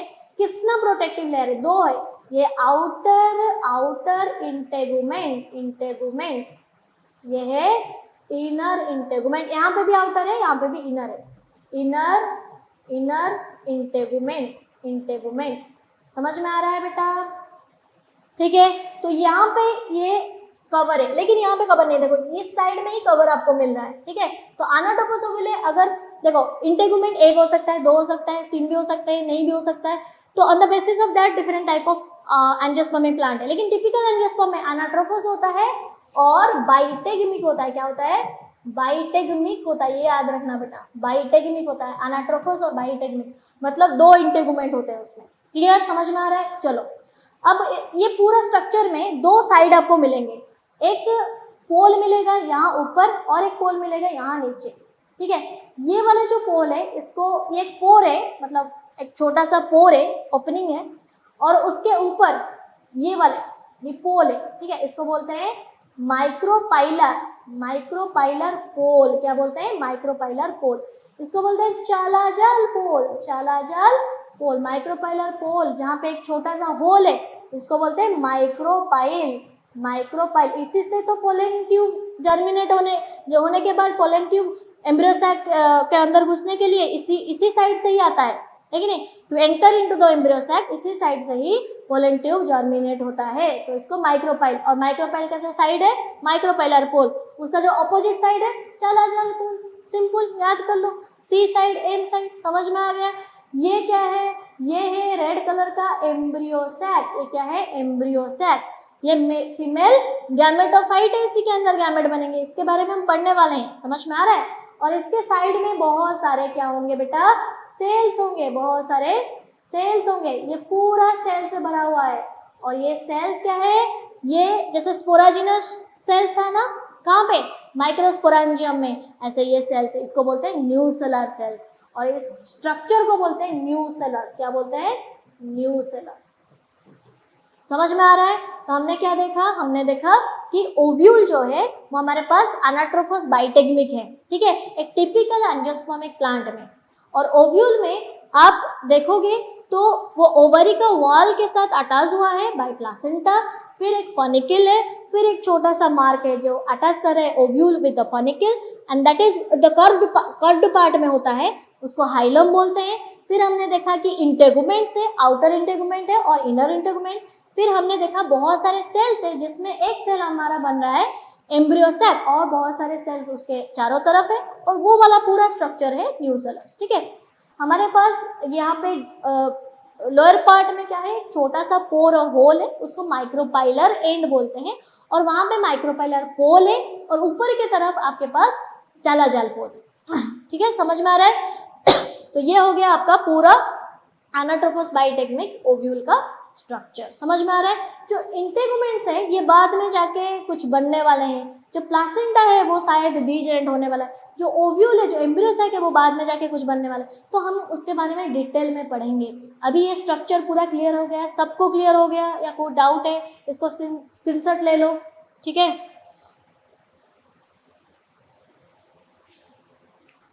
आई थिंक स्ट्रक्चर में कुछ छूटा नहीं है, और हम नेक्स्ट कॉन्सेप्ट पे चलते हैं। माइक्रोस्पोरेंजियम यानी कि ओव्यूल पूरा कंप्लीट हो गया। एनाट्रोफस ओव्यूल 180 डिग्री का ये क्या होता है? रोटेट करता है, एक्सिस से 180 डिग्री रोटेट करता है। समझ में आ रहा है? ओके। सो नेक्स्ट हम देखेंगे कैसे ये जो न्यूसेलर सेल्स है, ठीक है, न्यूसेलर सेल्स में क्या होगा? यहाँ पे ही मेगास्पोरोजेनेसिस और मेगा गैमेटोजेनेसिस होगा, ठीक है। न्यूसेलर सेल के अंदर, उसी टिश्यू के अंदर होगा मेगास्पोरोजेनेसिस और मेगा गैमेटोजेनेसिस। तो हम बेसिक कंसेप्ट पे चलते हैं। जैसे हमने माइक्रोस्पोरोजेनेसिस, माइक्रो गैमेटोजेनेसिस पढ़ा था, अभी हम पढ़ेंगे मेगास्पोरोजेनेसिस और मेगा गैमेटोजेनेसिस। और फाइनली जैसे मैंने पहले से बताया था कि पूरा लेक्चर में हम क्या करने वाले हैं, फाइनली हम 7 सेल्ड और 8 न्यूक्लिएट स्टेज देख रहे हैं। तो वैसे ही हम लोग क्या करने वाले हैं, अभी फाइनली 7 सेल्ड और 8 न्यूक्लिएट स्टेज देखने वाले हैं। ठीक है, सो लेट्स स्टार्ट मेगास्पोरोजेनेसिस।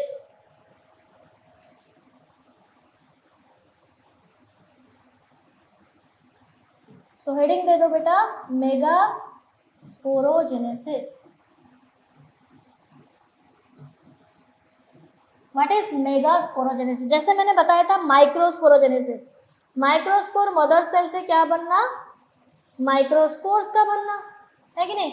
वैसे मेगास्पोरोजेनेसिस क्या है, मेगास्पोर मदर सेल से, megaspore mother cell, mother cell, microspore mother cell को हम पोलन मदर सेल भी बोल रहे थे, है कि नहीं?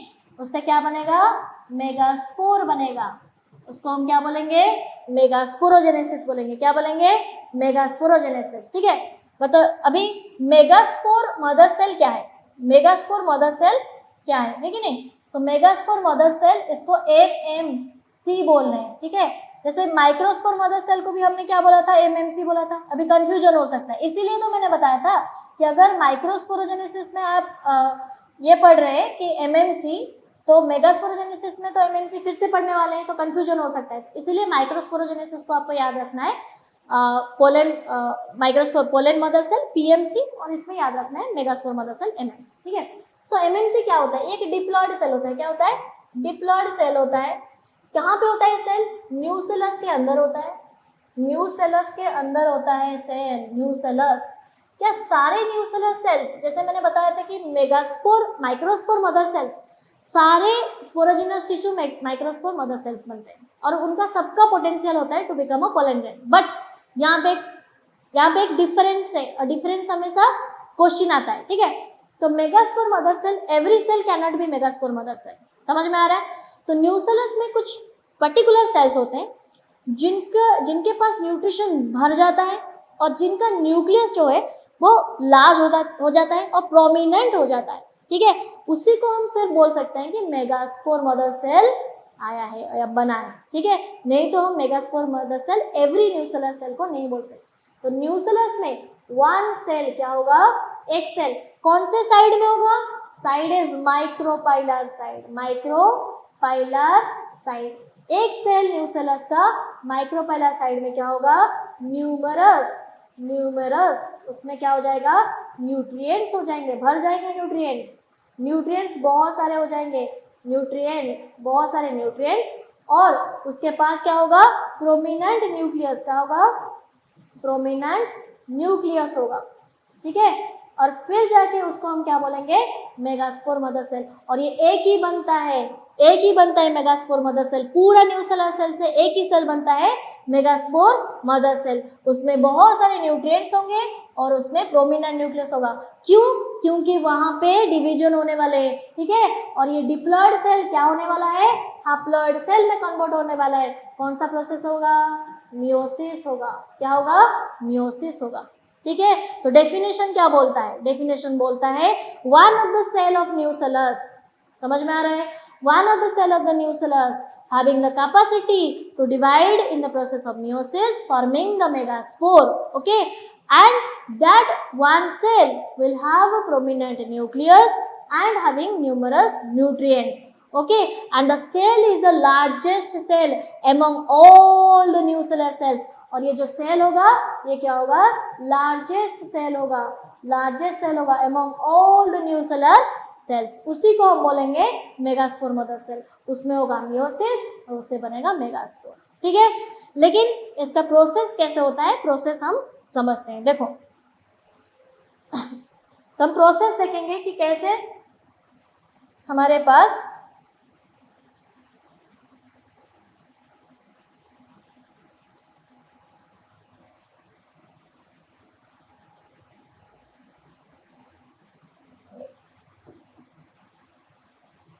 अगर मैं ये न्यूसेलस लेती हूँ, यहाँ पे मैं इसको न्यूसेलस लेती हूँ।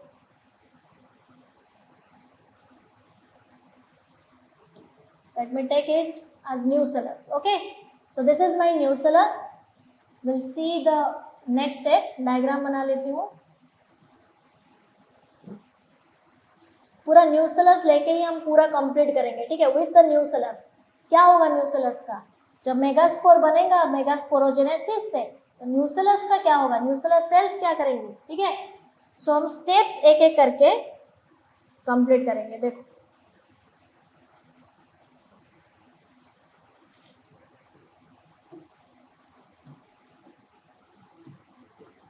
तो पहले क्या होगा? न्यूसेलस के अंदर बहुत सारे सेल्स होंगे। पहले क्या होगा? न्यूसेलस के अंदर बहुत सारे सेल्स होंगे।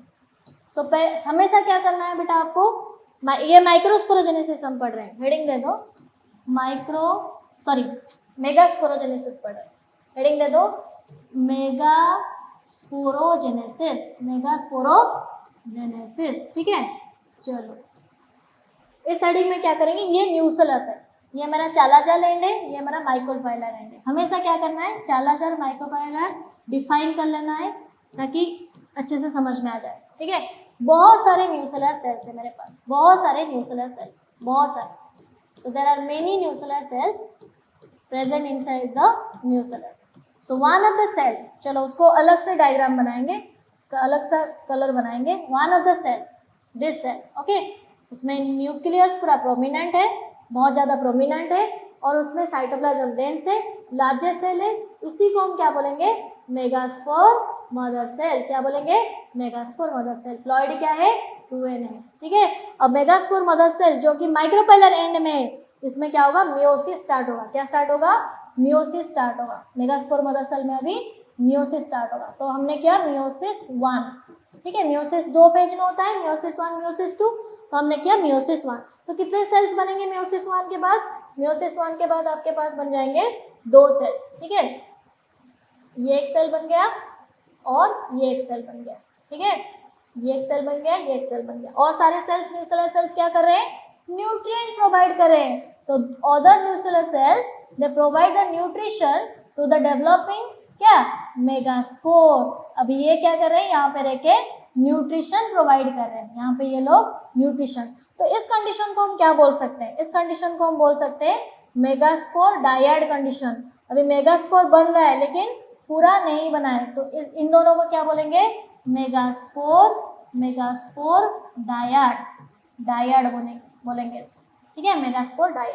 तो 2 सेल्स बन गए, मियोसिस 1 इज कंप्लीट। अभी मुझे बताओ, ये दोनों सेल का प्लॉइडी क्या होगा बेटा? दोनों का प्लॉइडी क्या हो जाएगा? दोनों का प्लॉइडी क्या हो जाएगा बेटा?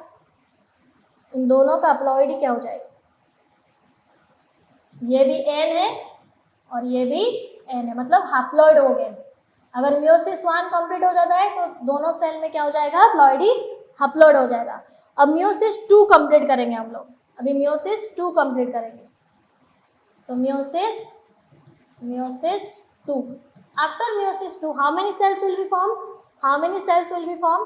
After meiosis 2 there will be formation of 4 cells. कितने सेल्स बनेंगे? 1, 2, 3 एंड 4, ठीक है। तो कितने सेल्स बनेंगे? 4 सेल्स बनेंगे, और उनके चारों तरफ भी क्या रहेगा? न्यूसेलर सेल्स रहेगा। उनके चारों तरफ भी क्या होगा? ये अभी भी क्या कर रहा है? न्यूट्रिएंट प्रोवाइड कर रहा है, अभी भी क्या कर रहा है? न्यूट्रिएंट। लेकिन धीरे धीरे न्यूसेलर सेल्स का नंबर भी कम होता जा रहा है, क्योंकि ये डीजेनरेट हो जाएंगे। जब ये सारे न्यूट्रिएंट्स किसको दे देंगे?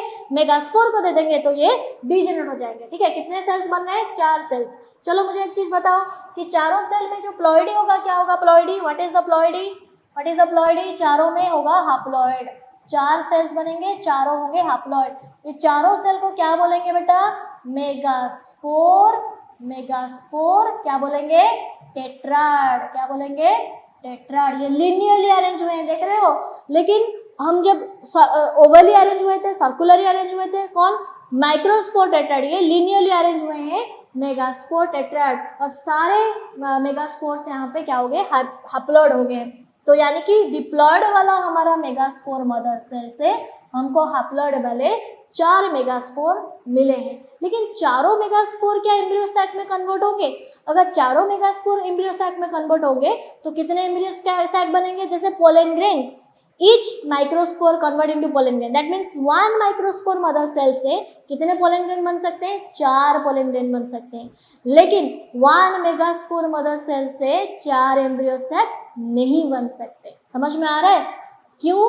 क्योंकि इन चारों में से 3 हो जाएंगे डीजेनेरेट, एक ही रहेगा और वो एक क्या करेगा?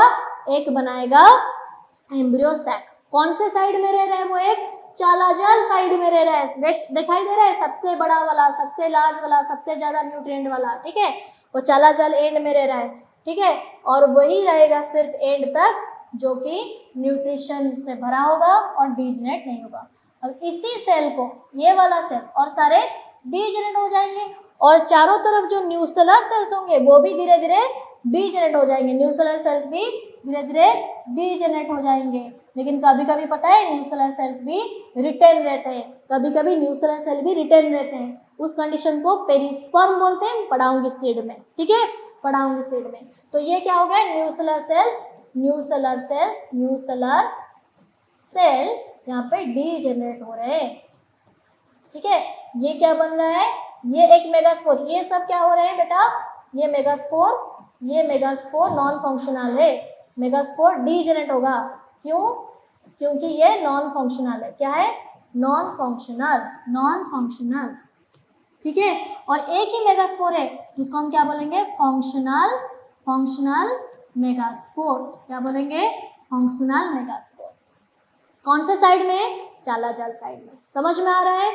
तो पूरा मेगास्पोर मदर सेल से फंक्शनल मेगास्पोर बनने का पूरा जो प्रोसेस है उसी को हम बोल रहे हैं मेगास्पोरोजेनेसिस, उसी को हम बोल रहे हैं मेगास्पोरोजेनेसिस।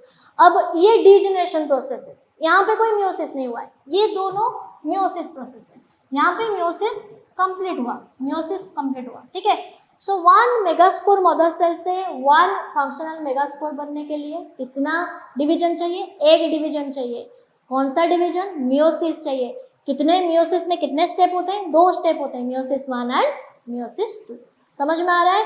तो ये डायड बनता है। अगर मियोसिस 1 कंप्लीट हो गया क्या बनता है? डायड बनता है। मियोसिस 2 कंप्लीट हो गया क्या बनता है? टेट्राइड बनता है। और फाइनली क्या बनता है? फंक्शनल मेगास्पोर बनता है।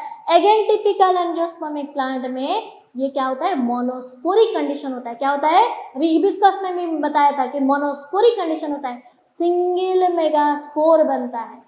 समझ में आ रहा है? इसको मोनोस्पोरिक कंडीशन बोलते हैं। क्या बोलेंगे इसको? इसको बोलेंगे मोनोस्पोरिक। और एक भी नाम है पता है? पॉलीट्रोफस, पॉलीट्रोफस। क्या बोलेंगे? पॉलीट्रोफस। अभी ये शायद आपको पता नहीं होगा। पॉलीट्रोफस मतलब ये जो मेगास्पोर, सिंगल मेगास्पोर है ना, फंक्शनल मेगास्पोर, अभी सिंगल मेगास्पोर से बहुत सारे सेल्स बनेंगे। एम्ब्रियो सैक में अबाउट 7 सेल्स होते हैं ना, तो सिंगल मेगास्पोर, सिंगल सेल से बहुत सारे सेल बनना, उसको पॉलीस्पोरस, पॉलीट्रोफस बोलते हैं, ठीक है। और मोनोस्पोरिक क्यों बोलते हैं? सिंगल मेगास्पोर हमारा क्या रहता है? डीजेनरेट नहीं होता है, सिंगल मेगास्पोर से एम्ब्रियो सैक बनता है। यानी कि एक मेगास्पोर मदर सेल से एक ही एम्ब्रियो सैक बन सकता है। एक माइक्रोस्पोर मदर सेल से 4 पोलन ग्रेन्स बन सकते हैं। अगर क्वेश्चन आता है, ऐसे क्वेश्चन बनते हैं, ये चैप्टर कंप्लीट होने के बाद मैं कुछ क्वेश्चन भी बनवा दूंगी आपको, ठीक है। ओके, सो नेक्स्ट हम चलते हैं, ये मेगास्पोरोजेनेसिस कंप्लीट हो गया, मेगा गैमेटोजेनेसिस पे चलते हैं। और मेगा गैमेटोजेनेसिस कंप्लीट होने के बाद हमारा पूरा आपको मैं दिखा दूंगी कि 7 सेल्ड और 8 न्यूक्लियस स्टेज क्या होता है। सो हमने अभी लेना है क्या? हमारा फंक्शनल मेगास्पोर, ठीक है। चलो, हमने अभी लेना है फंक्शनल मेगास्पोर। हेडिंग क्या देंगे? Mega gametogenesis. गैमेट बनेगा ना, जेनेसिस, मेगा गैमेटोजेनेसिस। सो मेगा गैमेटोजेनेसिस में हम पढ़ने वाले हैं, हम बनाने वाले हैं, क्या बनाने वाले हैं? मेगास्पोर। थोड़ा टेढ़ा मेढ़ा बनाएंगे तो हम इसीलिए वो एक शेप नहीं ले रहे हैं, ठीक है। सो मेगास्पोरोजेनेसिस, मेगा गैमेटोजेनेसिस में अभी ये बन गया मेगा। अच्छा, रेड कलर का बनाए थे तो रेड कलर का बनाएंगे। चलो देखो, ये क्या बना था? मेगास्पोर। कितना न्यूक्लियस था? एक ही न्यूक्लियस।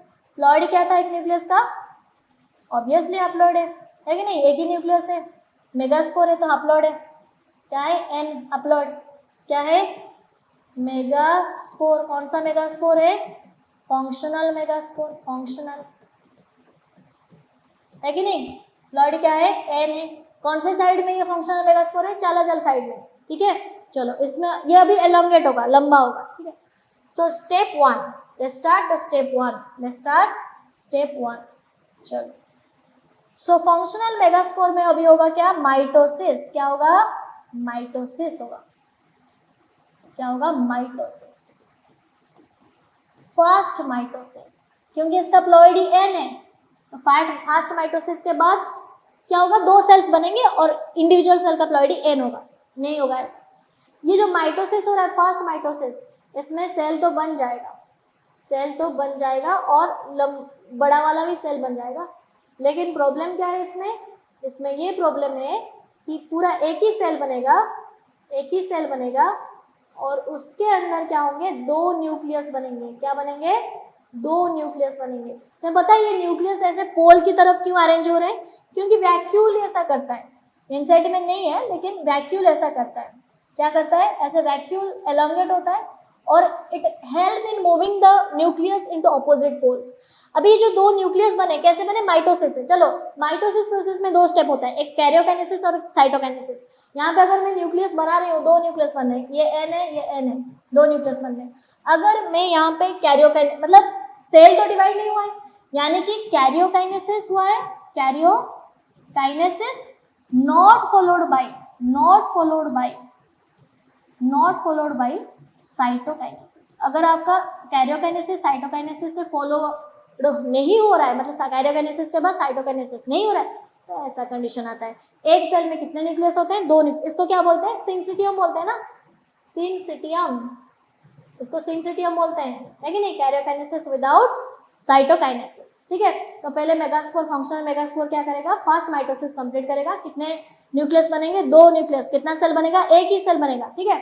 अभी सेकंड स्टेप में क्या होगा बेटा, सेकंड स्टेप में क्या होगा, सेकंड स्टेप में सेकंड माइटोसिस होगा। यहाँ पे भी बेटा क्या होगा, इसको फिर से हम क्या बोल सकते हैं बेटा, free nuclear, the division also called free nuclear, ठीक है। इसमें भी क्या होगा, फ्री न्यूक्लियर डिवीजन होगा, फ्री न्यूक्लियर, न्यूक्लियस ही डिवाइड करेंगे, है कि नहीं, न्यूक्लियस ही डिवाइड करेंगे। अभी ये फ्री न्यूक्लियर डिवीजन में क्या होगा बेटा, देखो इस सेल में क्या होंगे, so there will be 1 2 3 4, so this 2 nucleus are dividing, cell is not dividing till now, तो आपके पास वैक्यूल ऐसे फिर अरेंज होंगे और दोनों चारों न्यूक्लियस को क्या करेंगे, पोल की तरफ रखेंगे, ठीक है।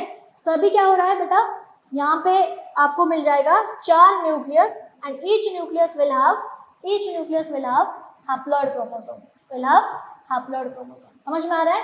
तो ये हो गया सेकंड माइटोसिस। 2 माइटोसिस हमने किया है अभी तक, ठीक है। सो अभी करते हैं हम थर्ड माइटोसिस भी एग्जैक्टली सिमिलर होगा, एग्जैक्टली सेम होगा थर्ड माइटोसिस, ठीक है, एग्जैक्टली सेम होगा थर्ड माइटोसिस। देखो तो थर्ड माइटोसिस में क्या होता है, थर्ड माइटोसिस, ठीक है। तो अभी ये सेल बनेंगे, ये एक ही सेल में क्या हो रहा है बेटा, ये दोनों डिवाइड करें, ये दोनों भी डिवाइड करें, तो कितना न्यूक्लियस बन रहा है, टोटल 4 न्यूक्लियस बन रहे हैं। कितने न्यूक्लियस बन रहे हैं, 4 nucleus. Again vacuole is making this nucleus into the pole के साइड में वैक्यूल ही ऐसे अपने आप को अरेंज करता है ताकि ये सब न्यूक्लियस कहाँ पे रहे, पोल के साइड में रहे, ठीक है। और चारों 8 अभी 8 न्यूक्लियस बने, कितने न्यूक्लियस बने, 8 न्यूक्लियस, और 8 nucleus are having ploidy. Ploidy क्या है सबका, प्लॉइडी है n, all are having ploidy n, ठीक है, सारे प्लॉइडी n। समझ में आ रहा है। तो कितना न्यूक्लियस हो गया अभी तक के आपके पास मेगास्पोर, फंक्शनल मेगास्पोर से कितना न्यूक्लियस हो गया, 8 न्यूक्लियस आपको मिल गया। लेकिन अभी तक सेल नहीं बना है। तो सेल कैसे बनेगा, अभी हम सेल बनाएंगे, ठीक है। इसके बाद वाला डायग्राम बनाते हूँ, देखो अभी हम बनाएंगे सेल।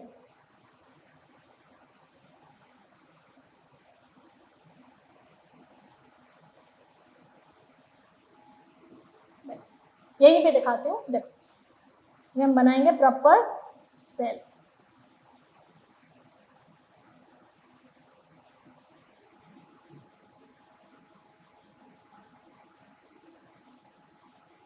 देखो ये बेटा सेल बन रहा है, ठीक है।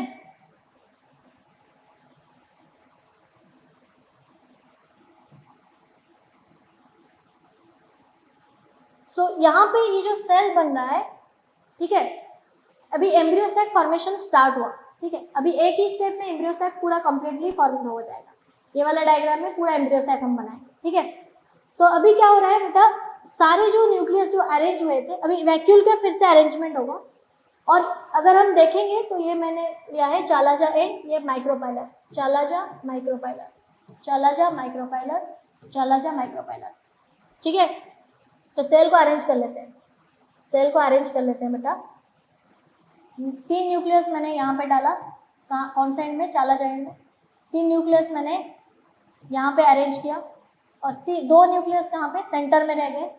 और यहाँ पे जो 3 न्यूक्लियस है माइक्रोपाइलर साइड में, देखो वो न्यूक्लियस कैसे अरेंज हुए हैं, ठीक है। और ये 3 न्यूक्लियस ऐसे अरेंजमेंट स्टार्ट हुआ। अब ये सेंटर में 2 न्यूक्लियस, ठीक है। पूरा वेल डेवलप्ड स्ट्रक्चर अगर हम देखेंगे तो उसमें देखो बेटा, सेल वॉल बना लेते हैं। अब यहाँ पे 3 न्यूक्लियस है, यहाँ पे भी 3 न्यूक्लियस है, ठीक है। मैं आपको वैक्यूल भी बना के दिखाती हूँ। यहाँ पे वैक्यूल देखो, वैक्यूल है, ये एक सेल है और ये एक सेल है और ये तीसरा वाला सेल, ठीक है। ये जो सेल है इसके नीचे देखो कुछ इरेगुलरली फोल्डेड स्ट्रक्चर्स है, ये भी 3 सेल्स है और इनमें भी देखो बेटा सेल वॉल बन रहा है और बीच में 2 न्यूक्लियस ही है, बस बीच में वो 2 न्यूक्लियस है। ये बेटा साइटोप्लाज्म है, इसमें वैक्यूल भी है and this is the cytoplasm. यहाँ पे 2 न्यूक्लियस है। तो बेटा आपको कितना सेल्स मिल रहे हैं, देखो आपको कितना सेल्स मिल रहे हैं, देखो आपको मिल रहे हैं कितना सेल्स। ये जो 2 न्यूक्लियस है ये सिर्फ न्यूक्लियस है, एन वाले 2 न्यूक्लियस है, ठीक है, 2 न्यूक्लियस हो गए। इनको क्या बोलते हैं, पोलर न्यूक्ली, क्या बोलते हैं, पोलर न्यूक्ली, क्या बोलते हैं, पोलर न्यूक्ली। ये जो 3 सेल्स है इनको क्या बोलेंगे, एंटीपोडल्स, क्या बोलेंगे, एंटीपोडल्स, ठीक है। ये मैं थोड़ा सा इरेज कर लेती हूँ यहाँ पे सो दैट आपको दिखेगा अच्छे से, ठीक है। So this is antipodal, okay, and ये है क्या है, पोलर न्यूक्ली। ये 3 एंटीपोडल, इसके ऊपर क्या है, सेल वॉल बना है। और सेल वॉल क्या होता है, पहले सारे न्यूक्लियस डिवाइड होकर अलग अलग हो जाते हैं, फिर उसके ऊपर सेल वॉल फॉर्मेशन होता है, ठीक है। ये भी एनसीईआरटी में लिखा है। तो ये 2 न्यूक्लियस पोलर न्यूक्ली है और इनके ये जो पूरा बड़ा वाला सेल जिसमें ये पोलर न्यूक्ली है इसको बोलते हैं सेंट्रल सेल, क्या बोलते हैं, सेंट्रल सेल बोलते हैं। तो सबसे बड़ा वाला सेल जो एम्ब्रियो सैक में होता है वो सेंट्रल सेल है, ठीक है। ये एंटीपोडल से ये बाद में जाकर डिजेनेरेट करेंगे। यहाँ पे 3 सेल देख रहे हो आप, एक जो सेल है ये वाला सेल, ये क्या है, एग है, क्या है, एग है। और ये जो 2 सेल आप देख रहे हो ये क्या है, सिनर्जिड्स है, क्या बोलते हैं इसको, सिनर्जिड्स। ये कौन से साइड में होते हैं, माइक्रोपाइलर साइड। ये कौन सा साइड में होता है, चालाजा साइड। इसको बोलते हैं सिनर्जिड्स और इसको बोलते हैं एग। समझ में आ रहा है। और तीनों मिलके एक स्ट्रक्चर बनाते हैं। और देखो ऐसे इरेगुलरली फोल्डेड स्ट्रक्चर है, इसको बोलते हैं क्या, फिलीफॉर्म, फिलीफॉर्म apparatus, क्या बोलते हैं, filiform apparatus। This help in transfer of your pollen tube into the, ये फिलीफॉर्म apparatus क्या करता है, पोलन ट्यूब को एम्ब्रियो सैक के अंदर ट्रांसफर करने में या एंट्री देने में हेल्प करता है, क्या, फिलीफॉर्म apparatus। ये irregular folding of the membrane of the synergid, synergid का जो मेम्ब्रेन है वो इरेगुलरली फोल्ड हुआ है और उसको हम बोलेंगे फिलीफॉर्म apparatus। ये तीनों मिलके क्या, एग, सिनर्जिड और फिलीफॉर्म apparatus तीनों मिलके बनाते हैं एग apparatus। क्या बोलाते हैं, एग apparatus, तीनों मिलके बनाते हैं एग apparatus। तो this is a complete structure of embryo sac. चलो मैं एम्ब्रियो सैक का स्ट्रक्चर पहले फिर से समझा देती हूँ। पहले क्या होता है, हमारा मेगास्पोर, जो फंक्शनल मेगास्पोर है वो एक माइटोसिस करके 2 न्यूक्लियस वाला सेल में कन्वर्ट होता है। फिर और एक माइटोसिस होता है, वो भी फ्री न्यूक्लियर है, सारे माइटोसिस फ्री न्यूक्लियर होते हैं। 3 माइटोसिस के बाद फाइनली आपको एक सेल मिलेगा जिसमें 8 न्यूक्लियस होंगे, ठीक है, 8 न्यूक्लियस होंगे और सारे न्यूक्लियस हैप्लॉइड है, अभी देख रहे हो आप, सारे न्यूक्लियस हैप्लॉइड है। और फाइनली आपको वो जो न्यूक्लियस होंगे वो अरेंज होंगे, there will be arrangement. 3 nucleus रहेंगे पोलर, मतलब कौन से साइड में, चालाजल पोल में, और 3 न्यूक्लियस रहेंगे माइक्रोपाइलर पोल साइड में। तो चालाजल पोल साइड में है उनको बोलेंगे एंटीपोडल्स, वो बाद में डीजेनेरेट होने वाले हैं, ठीक है। बीच में जो 2 न्यूक्लियस रहेंगे वो फ्यूज नहीं होंगे, सिर्फ न्यूक्लियस होंगे, उसमें कोई सेल नहीं होगा, यानी कि पूरा बाहर वाला जो सेल है वही उनका सेल है, सो 2 न्यूक्लियस वाला एक सेल है जिसको हम सेंट्रल सेल बोल रहे हैं, और नीचे रहेंगे 3 सेल्स जिनमें से 2 बनेंगे सिनर्जिड्स, और बीच वाला सेल सबसे बड़ा वाला जो 3 में से सबसे बड़ा वाला सेल वो बनेगा एग। इसमें भी सेल वॉल का कवरिंग है और कवर बन रहे हैं, और ये माइक्रोपाइलर एंड में है। और ये तीनों में से सिनर्जिड जो 2 है उनका जो मेम्ब्रेन है वो नीचे की तरफ फिलामेंट तुम्हारा फिलिफॉर्म apparatus बनाएगा, जो कि entry of the pollen tube को एंट्री करवाएगा किसके अंदर, एम्ब्रियो सैक के अंदर, for the process of fertilization. तो मेल गैमेट 2 बनने, लेकिन फीमेल गैमेट कौन है इसमें से, ये सारे सेल में से फीमेल गैमेट कौन है, एग है। कौन है, एग है। Egg is the only female gamete in the embryo sac. तो यहाँ पे अगर हम देखेंगे कि कितने न्यूक्लियस है, एंटीपोडल में 3 न्यूक्लियस, यहाँ पे आपके पास एक apparatus में 3 न्यूक्लियस, मतलब एक का और 2 सिनर्जिड का, और बीच में 2 न्यूक्लियस जो कि फ्रीली पोलर न्यूक्लियस हो गए अभी सेंट्रल सेल के अंदर है। तो टोटल न्यूक्लियस हो गए 3, 2 एंड 3। कितना हो गए, देयर आर 8 न्यूक्लियस, ठीक है। और सेल कितना हो गया, 1 2 3 4 5 6, और ये पूरा सेल एक सिंगल सेल है, तो 7 सेल्स हो गए, ठीक है। तो चलो देखते हैं, और एक बार मैं आपको कैलकुलेशन भी करवा देती हूँ, ठीक है, और एक बार डायग्राम भी दिखा देती हूँ, शायद समझ में नहीं आया होगा।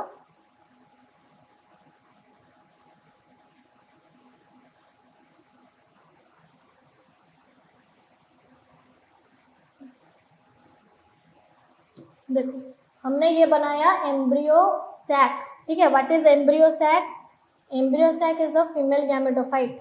एम्ब्रियो सैक क्या है, ये फीमेल गैमेटोफाइट, ठीक है।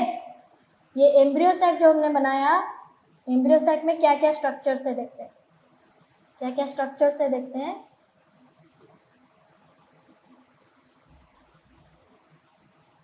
ठीक है, ये फीमेल गैमेटोफाइट है, इसमें गैमेट बनेंगे। और ये फीमेल गैमेटोफाइट कैसे बनाए पता है, मेगास्पोर मदर सेल से एक मियोसिस, 1 मियोसिस, और कितने माइटोसिस, 3 माइटोसिस। याद रह रहा है, 1 मियोसिस 3 माइटोसिस के बाद एम्ब्रियो सैक बना। जैसे अगर हम माइक्रोस्पोर में बोलेंगे, माइक्रोस्पोर मदर सेल से पोलन ग्रेन बनने के लिए एक मियोसिस हुआ, और एक माइटोसिस हो सकता है और 2 माइटोसिस होता है, लेकिन यहाँ पे कितने माइटोसिस होते हैं, 3। याद रखना, क्वेश्चन आता है, ठीक है। सो ये अगर मैंने माइक्रोपाइलर एंड लिया, ये वाला एंड है आपका माइक्रोपाइलर एंड, एम एंड, ये है सी एंड, ठीक है। इस साइड में आपको मिलेंगे 3 सेल्स जिसको हम बोलेंगे एंटीपोडल्स। क्या बोलेंगे, एंटीपोडल्स, ठीक है। बीच में मिलेंगे आपको 2 न्यूक्लियस जिसको हम बोलेंगे पोलर न्यूक्ली। क्या बोलेंगे, पोलर न्यूक्ली। और नीचे मिलेंगे आपको 3 सेल्स, ठीक है। इन दोनों को बोलेंगे सिनर्जिड्स, और इसको बोलेंगे एग, ठीक है। सिनर्जिड के लोअर साइड में आपको फोल्डिंग जैसे स्ट्रक्चर मिलेंगे, इसको बोलेंगे फिलीफॉर्म apparatus, ठीक है। और ये जो पोलर न्यूक्लियस जिस सेल के अंदर है, ये सबसे बड़ा वाला सेल है, डेड साइटोप्लाज्म है इसमें, इसको बोलते हैं सेंट्रल सेल। क्या बोलते हैं, सेंट्रल सेल, ठीक है। और ये पूरा एम्ब्रियो सैक का स्ट्रक्चर है। और सिनर्जिड, एग, फिलीफॉर्म apparatus, ये तीनों क्या बनाते हैं, एग apparatus। क्या बनाते हैं, एग apparatus, ठीक है, एग apparatus बनाते हैं। अगर नंबर काउंट करेंगे तो हमारे पास एंटीपोडल्स में कितने सेल है, 3 सेल है। न्यूक्लियस कितने हैं, 3 न्यूक्लियस है, तीनों सेल में 3 न्यूक्लियस है। और प्लॉइडी क्या है, अगर प्लॉइडी देखेंगे, प्लॉइडी है N, ठीक है, हैप्लॉइड। अगर हम सेंट्रल सेल देखेंगे, सेंट्रल सेल, ठीक है, एक ही सेल है, न्यूक्लियस कितना है, 2 न्यूक्लियस है, 2 न्यूक्लियस, और प्लॉइडी कितना है, 2 एंड अलग अलग है, ठीक है। और फिर देखेंगे हम एग apparatus, तो आपके पास आ जाएगा 3 सेल आ जाएंगे, ठीक है। कितना न्यूक्लियस है, 3 न्यूक्लियस है, और क्या है प्लॉइडी, 3 एन है, सब हैप्लॉइड है। कैलकुलेट कर दीजिए कितने सेल हो गए बेटा, 3 + 1 + 3 = 7 सेल। ये वाला कैलकुलेट कर दीजिए, कितने न्यूक्लियस हुए बेटा? 3 + 2 + 3 = 8 न्यूक्लियस हो गया।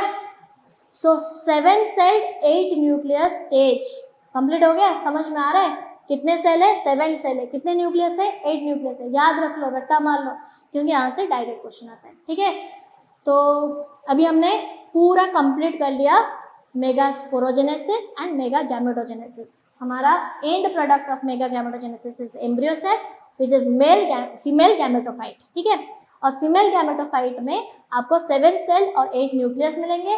मेल गैमेटोफाइट में कितने सेल कितने न्यूक्लियस मिलेंगे?